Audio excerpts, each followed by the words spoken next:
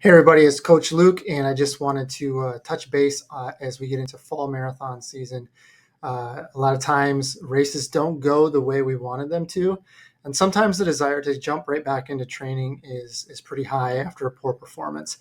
I encourage you to resist the urge to do that. I think it better serves you to take a step back and evaluate what happened during your last training segment, and then assess what your needs are in order to take another step in achieving your big picture goal. So, for instance, if your goal is to break, 3 hours in the marathon, but you still haven't run under 1 hour 30 minutes in the half marathon, maybe the next logical step is to actually try to break that half marathon barrier first before we come back and try to run the 3 hour barrier. So a lot of times it's stuff we don't even really think about. But I encourage you to resist that urge. I know sometimes we're fit and races just don't go the way we planned on them going. And maybe it makes sense, but I think at that point I would talk to a coach. I would talk to people in your running group or whatever the case is.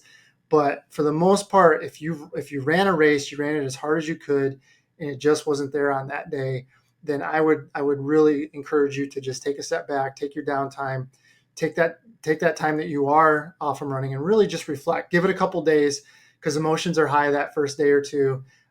Let everything kind of level out, and you can actually think with a clear head and look over your training and see what happened, what didn't happen, what needs to change, or maybe it was just some bad luck, and you just need to kind of have a redo. But for the most part, what I've seen with my athletes is if they try to bounce back and do something again in a short amount of time after they spent a long marathon segment, it usually just doesn't end well, and we end up further back in our grand picture of things than we do if we would have just recovered and moved forward at a natural occurrence. So think about that if you're in that situation.